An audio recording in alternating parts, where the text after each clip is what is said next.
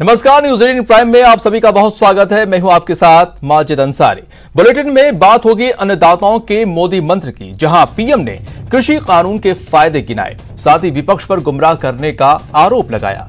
फिर बात होगी गहलोत सरकार के 2 साल की, जिसके उपलक्ष्य पर सीएम और माकन ने प्रेस कॉन्फ्रेंस कर सरकार की उपलब्धियां गिनाई। और आखिर में बात माकन के मिशन मरोदरा की करेंगे, जिसके तहत कल से हाड़ौती संभाग के नेताओं से फीडबैक लिया जाएगा। इन खबरों पर विस्तार से बात करेंगे, लेकिन सबसे पहले एक नजर प्राइम 25 पर। किसानों के नेशनल मोर्चा की आज कोई बैठक नहीं हुई, केवल पंजाब के संगठन की बैठक हुई। नेशनल किसान संयुक्त मोर्चा कल शनिवार को बैठक करेगा। हालांकि बैठक कब होगी, इसका समय निर्धारित नहीं किया गया है। पीएम मोदी ने वीडियो कॉन्फ्रेंसिंग के जरिए अलग अलग प्रदेशों के किसानों से बात की। इस दौरान पीएम ने कहा कि कुछ लोग भ्रम फैला रहे हैं, नए कृषि कानूनों से आपकी जमीन चली जाएगी, ऐसा लोगों की बातों में नहीं आए। कुछ नेता किसानों के नाम पर अपना एजेंडा चला रहे हैं। पीएम मोदी नरेंद्र मोदी ने 9 करोड़ किसानों के खातों में किसान सम्मान निधि पीएम किसान की किश्त के 18,000 करोड़ रुपए ट्रांसफर किए हैं। पीएम ने कहा कि कृषि सुधारों के जरिए हमने किसानों को बेहतर विकल्प दिए हैं। इन कानूनों के बाद आप जहां चाहे जिसे चाहे अपनी उपज बेच सकते हैं। आपको जहां सही दाम मिले आप वहां पर उपज बेच सकते हैं। पीएम ने कहा कि आप न्यूनतम समर्थन मूल्य यानी एमएसपी पर भी अपनी उपज बेचना चाहते हैं तो उसे बेच सकते हैं। आप मंडी में अपनी उपज बेचना चाहते हैं तो वहां भी बेच सकते हैं। निर्यात करना चाहें या व्यापारी को बेचना चाहें, यह भी आपकी मर्जी है। पूर्व प्रधानमंत्री अटल बिहारी वाजपेयी की जयंती पर बीजेपी ने देश भर में किसान सम्मेलन का आयोजन किया। इन कार्यक्रमों में केंद्रीय मंत्री, बीजेपी शासित राज्यों के मुख्यमंत्री, सांसद और विधायक शामिल हुए। वहीं केंद्रीय गृह मंत्री शाह ने दिल्ली में किसान सम्मेलन को संबोधित किया और कहा कि अगर किसान संगठन सोचते हैं कि नए कृषि कानूनों का कोई प्रावधान उनके हितों के खिलाफ है तो सरकार इस पर चर्चा करने और खुले मन से विचार करने को तैयार है। जयपुर में भी बीजेपी ने किसान सम्मेलन आयोजित किया। कार्यक्रम में बीजेपी के प्रदेश अध्यक्ष सतीश पुनिया शामिल हुए। उन्होंने पूर्व प्रधानमंत्री अटल बिहारी वाजपेयी को श्रद्धांजलि दी। इस मौके पर जैसलमेर में भी किसान सम्मेलन आयोजित किया गया, जहां केंद्रीय मंत्री गजेंद्र सिंह शेखावत ने किसानों को संबोधित किया। वहीं नेता प्रतिपक्ष गुलाब चंद कटारिया ने उदयपुर के बेदला गांव में किसान चौपाल लगाई, जहां उन्होंने किसानों को नए कानूनों के फायदे गिनाए। वहीं कांग्रेस नेता रणदीप सुरजेवाला ने मोदी सरकार पर जमकर हमला बोला। चंडीगढ़ में प्रेस कॉन्फ्रेंस में सुरजेवाला ने कहा कि मोदी किसानों से मुनाफे का वादा कर सत्ता में आए और 6 सालों से किसानों से वसूली कर रहे हैं।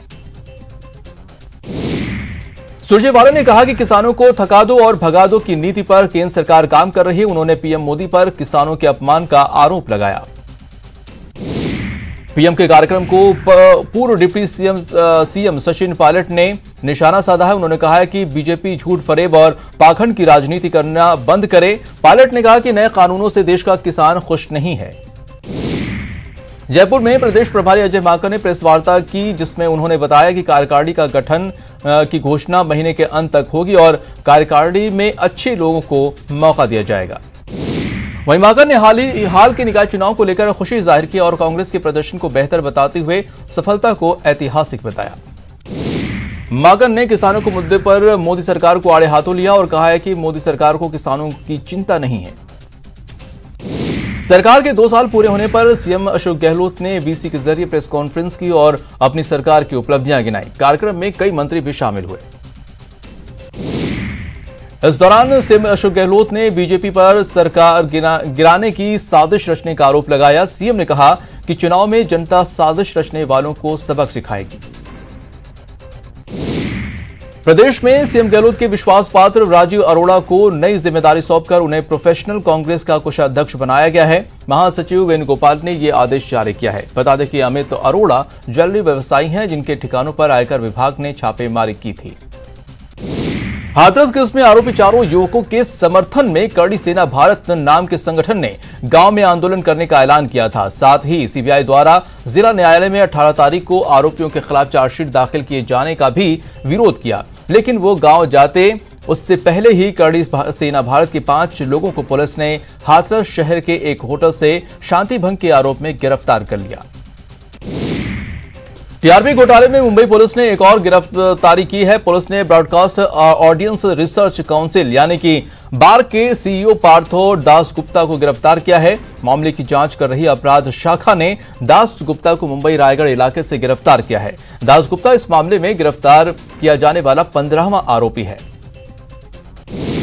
भ्रष्टाचार मामले में बारा के पूर्व कलेक्टर इंद्र सिंह राव को कोर्ट ने जेल भेज दिया है। बता दें कि कल एसीबी कोर्ट ने एक दिन की रिमांड पर भेजा था। क्रिसमस के मौके पर जोधपुर में डीजे पार्टी करना और शराब के नशे में थिरकना युवक युवतियों को भारी पड़ गया। डीजे पार्टी की सूचना पर पुलिस ने छापा मारा। पुलिस ने कई लोगों को हिरासत में ले लिया है और रेस्टोरेंट संचालक को भी गिरफ्तार कर लिया है। जयपुर के त्रिपोलिया बाजार में उस वक्त हड़कंप मच गया जब चलती गाड़ी आग का गोला बन गई। जानकारी के बाद दमकल की गाड़ी मौके पर पहुंची और आग पर काबू पाया।